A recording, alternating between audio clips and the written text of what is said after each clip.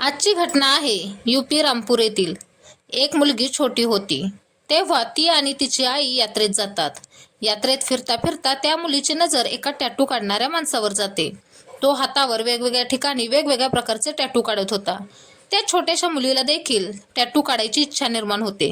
तिला त्याचे आकर्षण वाटू लागते. तिची आई नाही म्हणत असताना देखील ती आईचं ऐकत नाही आणि तिच्या हट्टापुढे आईचा नकार देखील होकारात बदलतो.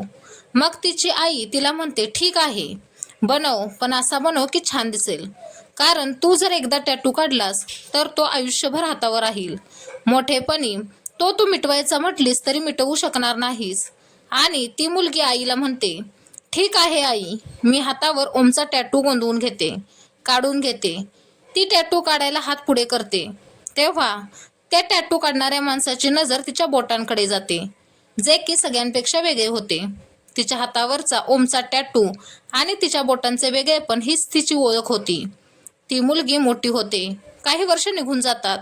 ती मुलगी शाळेत देखील हुशार होती. अभ्यास करून ती मुलगी पोलीसमध्ये भरती होते. आणि एक दिवस वर्तमानपत्रात बातमी येते की ती मुलगी गायब झाली आहे. शोध घेतला जातो, पण ती भेटत नाही. तर तिचा मृतदेह भेटतो. तिच्या मृतदेहाची ओळख पटत नव्हती. तिच्या आईची नजर तिच्या टॅटूवर आणि तिच्या बोटांवर जाते. तिची आई तिला ओळखते. पोलीस या घटनाक्रमाचा खुलासा करतात की त्या पोलीस हेड कॉन्स्टेबलला कोणी मारलं आणि आरोपीचा शोध चालू होतो. आरोपी भेटतो, पण माणसांचा या गोष्टीवर विश्वासच बसत नव्हता की तिच्या हत्येचं हे देखील कारण असेल. आणि तो आरोपी कोणी सुशिक्षित आरोपी नव्हता, तर 7वी नापास, दारू पिणारा आणि उनाडक्या करणाऱ्या मुलासोबत या विवाहित महिलेला पोलीस हेड कॉन्स्टेबलला प्रेम होतं, असं सोशल मीडियावर येत आहे. मीडिया रिपोर्ट दावा करत आहेत. काटघर येथील देवापूर गावातील लोक 17 ऑक्टोबर रोजी शेतात काम करत होते. यावेळी त्यांना रामगंगा नदीच्या काठावरील झुडपात महिलेचा मृतदेह पडलेला दिसला. पोलिसांना या घटनेची माहिती दिली जाते. माहिती मिळताच SP सिटी कुमार रणविजय सिंह आणि CO कटघर आशिष प्रताप सिंह घटनास्थळी पोहोचतात. फॉरेन्सिक टीमलाही घटनास्थळी बोलावण्यात येतं. पथकांनी जवळपास खूप वेळ शोध मोहीम राबवली तेव्हा घटनास्थळापासून 50 मीटर अंतरावर महिलेचे डोके पडलेले आढळले. त्यानंतरही पोलिसांच्या पथकांनी शोध मोहीम सुरूच ठेवली. यावेळी कल्याणपूर बायपास पुलाजवळील रामगंगेत सुमारे 7 वर्षाच्या मुलाचा देखील मृतदेह आढळला. यानंतर पोलिसांनी दोन्ही मृतदेहांचे पोस्टमॉर्टम केले. मृतदेह कोणाचा आहे, कोणी हत्या केली, का केली, आरोपी कोण असेल, असे खूप सारे प्रश्न पोलिसांसमोर होते. पोलिसांना या सर्व प्रश्नांची उत्तरे मिळवायची होती. पोलीस विचारपूस करायला, चौकशी करायला सुरुवात करतात. खूप तास उलटूनही पोलिसांना यश मिळत नाही. तेव्हा वेगवेगळ्या माध्यमांतून म्हणजे व्हॉट्सअपद्वारे, फेसबुकद्वारे, ट्विटरद्वारे पोलीस ही बातमी पसरवतात. कारण पोलिसांना आशा होती की कुठून ना कुठून काहीतरी माहिती मिळेल. कुठून तरी ही महिला गायब झाली असणार. ही घटना 5-6 दिवसांपूर्वीची सांगितली जात होती. 17 ऑक्टोबर 2024ला दुपारच्या सुमारास हा मृतदेह मिळतो. पोलिसांनी ही बातमी आजूबाजूच्या पोलीस स्टेशनमध्ये, तालुक्यात, जिल्ह्यात सगळीकडे पसरवली की 30 ते 35 वर्षांची एक महिला आहे जिचा मृतदेह मिळाला आहे. तरीही पोलिसांना कोणीही कॉन्टॅक्ट करत नाही. रामपूर जिल्ह्यातील एका पोलीस स्टेशनमध्ये कार्यरत असलेले एक कॉन्स्टेबल, ज्यांचं नाव सोनू कुमार, त्यांचाच एक मित्र होता. तो जाऊन त्यांना हा फोटो दाखवतो आणि म्हणतो, हा फोटो सोशल मीडियावर खूपच व्हायरल होत आहे. तू बघून सांगू शकतोस का की हा फोटो तुझ्या बायकोचा तर नाही? सोनू कुमार स्पष्ट नकार देतात आणि म्हणतात, नाही, हा माझ्या बायकोचा फोटो नाही. 15 ऑक्टोबर 2024ला सोनू कुमारने सिव्हिल लाईन्स पोलीस स्टेशनमध्ये तक्रार नोंदवली होती की त्याची बायको अचानक 15 ऑक्टोबर 2024ला कुठेतरी निघून गेली आहे. तिला सगळीकडे शोधलं, पण ती भेटत नाही. त्याच्या पत्नीचं नाव रिंकी सिंग होतं, जी महिला पोलीस स्टेशनमध्ये हेड कॉन्स्टेबल म्हणून कार्यरत होती. आता महिला कॉन्स्टेबलच्या नंबरला तपासलं जातं. CDR काढला जातो, पण खूप प्रयत्न करूनही यश काही मिळत नाही. तिच्या पतीला विचारलं असता तो तर स्पष्ट नकारच देतो. माझ्या पत्नीचा हा मृतदेह नाही. मी माझ्या पत्नीला खूप चांगल्या पद्धतीने ओळखतो. इकडं रिंकी सिंग गायब होते, तिकडे तिचे आई वडीलही चिंतेत होते. जावयाला विचारलं असता जावई सांगतो, तुमची मुलगी 14 तारखेला रात्री घरातून गायब झाली आहे. ती कुठे गेली आहे मला माहिती नाही. मी खूप शोध घेऊनही ती मला सापडलेली नाही. मी तक्रार देखील नोंदवली. पोलीस देखील तिला शोधत आहेत. आता पोलिसच तिला शोधू शकतील. मी माझ्या परीने पूर्ण प्रयत्न केले आहेत. पोलिसांनी रिंकी सिंगच्या आईशी हरवतीशी संपर्क केला. पोलिसांनी सांगितलं की आम्हाला एक मृतदेह मिळाला आहे. असू शकतं की तो तुमच्या मुलीचाच असेल. एकदा येऊन तुम्ही पोस्टमॉर्टम हाऊसमध्ये बघून तर जावा. हरवती देवी ठिकाणावर पोचतात. त्या मृतदेहाला बघतात, पण तो मृतदेह ओळखून येत नव्हता, कारण तो पूर्णपणे सडला होता. त्याच्यातून खूपच घाण दुर्गंध येत होता. ते शरीर फुगून पूर्णपणे मोठं झालं होतं, ज्यामुळे शरीराला ओळखणं, मृतदेहाला ओळखणं कठीण झालं होतं. पण आईच्या डोक्यात एक गोष्ट आली. लहानपणी त्या यात्रेत गेले असताना त्यांनी त्या मुलीच्या हातावर तिच्या हट्टापायी ओमचा टॅटू काढला होता. तिच्या हाताची बोटं देखील वेगळी होती.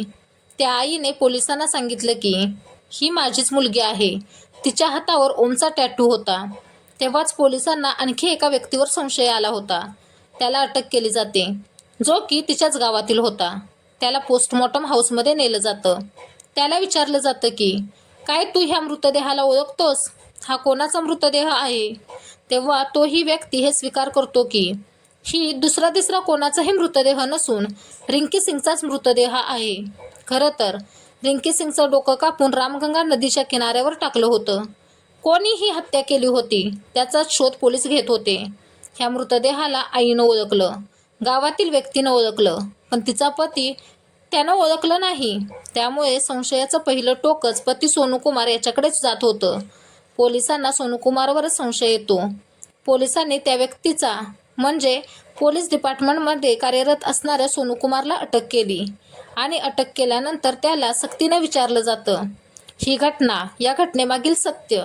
जेव्हा लोकांसमोर येतं तेव्हा लोकांना देखील आश्चर्य वाटत होतं की खरं तर उत्तर प्रदेशातील बिजनौर जिल्ह्यातील एक पोलीस स्टेशन चांदपूर आणि चांदपूरमधील एक गाव रायपूर. रिंकी आणि सोनू दोघंही बिजनौर जिल्ह्यातील रहिवासी होते. रिंकी बिजनौरच्या चांदपूर पोलीस ठाण्यातील दरबाद गावची रहिवासी होती. सोनू कुमार हा बिजनौरच्या पोलीस स्टेशन क्षेत्रातील रायपूर गावचा रहिवासी होता. दोघंही अभ्यासात सुरुवातीपासूनच खूप हुशार होते आणि त्या दोघांच्या गावातील अंतर 7 किलोमीटर होतं. 2011 मध्ये दोघांचीही उत्तर प्रदेशमध्ये कॉन्स्टेबलच्या पदावर नोकरी लागते. ट्रेनिंग वेळेसही ते सोबत होते, म्हणजे एकाच वेळेस दोघांचंही ट्रेनिंग होतं. जेव्हा दोघांची भेट व्हायची तेव्हा समजतं की दोघांची गावं जवळ आहेत. दोघांच्यात मैत्री होते. मैत्रीचं रूपांतर प्रेमात होतं आणि हे प्रेम कधी होतं हे त्यांनाही माहिती पडत नाही. दोघंही आपापल्या घरात आपल्या नात्याबद्दल बोलतात. घरचे लग्नाला संमती देतात. घरातून होकार आल्यानंतर रिंकी सिंग, जी की महिला कॉन्स्टेबल होती, सोनू कुमार, जो की पोलीस कॉन्स्टेबल होता, ह्या दोघांचं लग्न 2013 मध्ये घरच्यांच्या संमतीनं होतं. संबलमध्ये दोघांचीही पोस्टिंग होते. सुखी संसार चालू होता. दोघंही चांगलं कमवत होते. त्यातच त्यांना 2 मुलं होतात. मोठा मुलगा आरव कुमार 12 वर्षांचा आणि लहान मुलगा अक्षित 9 वर्षांचा. पहिला मुलगा होतो आणि त्यांना परतही मुलगाच होतो. त्यांनी चंदोसीमध्ये स्वतःचं घर बांधलं. घर बांधल्यानंतर त्यांचं आयुष्य ते आनंदात जगत होते. वेळ निघून जात होती, वर्ष सरत होती. वेळ जसजसा जाईल तसतसं त्यांचं आयुष्यही आनंदात जात होतं. 2022 मध्ये रामपूर जिल्ह्यात पोस्टिंग होते. ते लक्ष्मीनगरमध्ये राहायला सुरुवात करतात. 1 वर्षापूर्वी म्हणजे 2023 मध्ये सोनू कुमारला माहिती पडतं की गावातीलच एक मुलगा आहे जो दारू पितो, गावभर भटकत फिरतो, मुनाडक्या करतो. सर्वात महत्त्वाचं म्हणजे तो 7वी नापास आहे. त्याच्यावर त्याच्या पत्नीचं रिंकी सिंगचं प्रेम आहे आणि त्या मुलाचं देखील त्या रिंकी सिंगवर प्रेम आहे. दोघांचंही एकमेकांवर खूप प्रेम आहे. दोघांच्यात अवैध संबंध आहेत. घरातील लोकांनाही ही गोष्ट माहिती होते. तिच्या आईवडिलांना देखील याची कल्पना होती आणि महिला कॉन्स्टेबलच्या आईवडिलांना हे माहिती असून देखील ते काही करू शकत नाहीत. कारण जेव्हा ते त्याच्या विरोधात तक्रार नोंदवायच्या गोष्टी करायचे तेव्हा रिंकी सिंगच त्याला स्पष्ट नकार द्यायची. ती त्याच्या विरोधात तक्रार नोंदवायला तयार होत नव्हती आणि ती सर्वांनाच सांगायची की त्याच्या विरोधात कोणीही कारवाई करायची नाही. त्यातच सोनू कुमारलाही ह्याची माहिती मिळालेली होती. रिंकी सिंगच्या अफेअरबद्दल समजलं होतं. तेव्हा त्यालाही आश्चर्य वाटतं की ही सुशिक्षित असून, महिला हेड कॉन्स्टेबल असून तिनं त्या मुलाच्यात काय बघितलं, जो की दारू पितो, उनाडक्या करतो, 7वी नापास आहे. तोही समजवण्याचा तिला प्रयत्न करत होता, पण रिंकी सिंग त्याचं देखील ऐकत नव्हती. दोघांच्यात वादाची ठिणगी पडते. वादाला सुरुवात होते. एवढा चांगला संसार चालला असताना, म्हणजे चांगली नोकरी, 2 मुलं, सगळं ठीक चाललं होतं, सुरळीत चाललं होतं, आनंदात चाललं होतं. पण हे समजून सांगून देखील ती ऐकत नव्हती. तेव्हा सोनू कुमारची मुरादाबादमध्ये ट्रेनिंग अकॅडमीत 1 महिन्यासाठी ट्रेनिंग होती. तो मुरादाबादला जातो. तेव्हाच त्याला समजतं की रिंकी सिंगनं पण 1 महिन्याची सुट्टी घेतली आहे. 1 महिन्याची सुट्टी घेतल्यानंतर जेव्हा तिला संधी मिळेल तेव्हा ती तिच्या प्रियकराला भेटत असायची. तेव्हाच सोनू कुमारलाही समजलं की त्याची पत्नी तिच्या प्रियकराला सतत भेटत आहे. 14 ऑक्टोबर 2024ला तिला परत जॉईन करायचं होतं आणि सोनू कुमारचंही ट्रेनिंग पूर्ण झालं होतं. त्यालाही 14 ऑक्टोबरला जॉईन करायचं होतं. ही गोष्ट त्याने त्याच्या बहिणीच्या नवऱ्याला म्हणजे सोनू कुमारचा मेहुणा बिरजूलाल उर्फ बंटी त्याला सांगितली.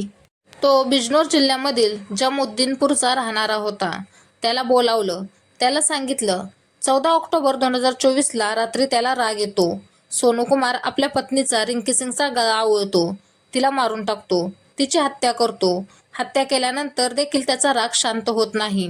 तो धारदार शस्त्राने तिचा गळा चिरत होता जोपर्यंत तिचं डोकं धडापासून वेगळं होत नाही. त्यानंतर तो शुद्धीवर येतो, कारण त्याने हे सर्व रागाच्या भरात केलं होतं. त्याला जाणीव होते की त्यानं काय अपराध केला आहे. त्यानंतर तो मेहुण्याच्या म्हणजे बहिणीच्या नवऱ्याचा आधार घेऊन त्याच्या कारमध्ये मृतदेह ठेवून रामपूरमधील लक्ष्मीनगरपासून जवळजवळ 30 किलोमीटर दूर मुरादाबाद बायपासजवळ रामगंगा नदी आहे, तिथं कटघर पोलीस स्टेशन आहे, त्याच्याजवळ 14 ऑक्टोबरच्या रात्री ते फेकायला गेले. त्यांनी हा प्रयत्न केला की ह्या मृतदेहाला ते रामगंगा नदीत फेकून देतील, जेणेकरून तो मृतदेह नदीतून वाहत जाईल. त्यामुळे त्या मृतदेहाचा काहीच पत्ता लागणार नाही, कोणालाच काही समजणार नाही. पण रात्र असल्यामुळे ते दोघेही भितात. दोघांनाही भीती वाटू लागते आणि तो मृतदेह नदीत फेकण्याऐवजी नदीच्या किनाऱ्यावर फेकून ते दोघे तिथून निघून जातात. आणि त्यानंतर काटघर येथील देवापूर गावातील लोक 17 ऑक्टोबर रोजी शेतात काम करत असताना त्यांना हा मृतदेह दिसतो. पोलीस शोध घेतात. तेव्हा तिचा पती सोनू कुमार यानेच हत्या केल्याचं उघड होतं. पोलीस सोनू कुमार आणि त्याच्या बहिणीचा नवरा याला अटक करतात आणि ज्याच्यावर संशय होता तो गावातीलच राहणारा ओमपाल यालाही अटक करतात आणि त्याच्याकडून चौकशी करतात. रिंकी सिंगच्या वडिलांनी ओरडून सांगितलं की यात सगळा दोष त्या गावातीलच मुलाचा म्हणजे ओमपालचा आहे. तो रिंकी सिंगवर प्रेम करत होता, तिला प्रेमाच्या जाळ्यात अडकवलं होतं. जावयाचा यात काहीही दोष नाही. पण पोलिसांनी या हत्येची पडताळणी केली असता हे स्पष्ट होतं की सोनू कुमारने आपल्या मेहुण्यासोबत मिळून रिंकी सिंगची हत्या केली. पोलिसांनी त्यांना अटक केली, जेलमध्ये रवाना केलं. पोलिसांचा हा प्रयत्न असेल की कमीत कमी वेळात चार्जशीट लावली जाईल आणि चार्जशीट लावल्यानंतर कोर्टातून लवकरात लवकर शिक्षा दिली जाईल.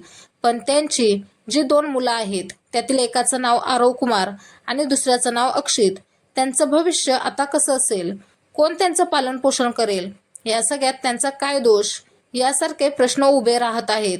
रिंकी सिंगच्या आणि सोनू कुमारच्या या निर्णयामुळे दोघांचंही आयुष्य खराब झालं. रिंकी सिंग तर जीवाला मुकली आणि सोनू कुमार जेलमध्ये आहे. तर दुसरीकडे SP सिटी रणविजय सिंह यांनी सांगितलं की शोध मोहिमेदरम्यान कटघर परिसरात महिलेचा मृतदेह सापडला, तेव्हा एका 7 वर्षाच्या मुलाचा देखील मृतदेह सापडला. इझान वय 7 असे या बालकाचे नाव असून तो मुरादाबादच्या मुघलपुरा पोलीस स्टेशन परिसरात राहणारा आहे. इझानचे वडील राशीद आणि आई सामिया यांच्यात कौटुंबिक वाद आहे, त्यामुळे मुलाच्या हत्येचे प्रकरण समोर आले आहे. मुलाच्या डोक्यात जड वस्तूने वार करून त्याचा खून करण्यात आला. आईची भूमिका संशयास्पद आहे. पोलीस या संपूर्ण प्रकरणाचा तपास करत आहेत. ही घटना सांगताना कोणालाही दुखावण्याचा किंवा त्रास देण्याचा हेतू नाही, तर तुम्हाला जागरूक करणं आणि सतर्क करणं हाच यामागचा उद्देश आहे.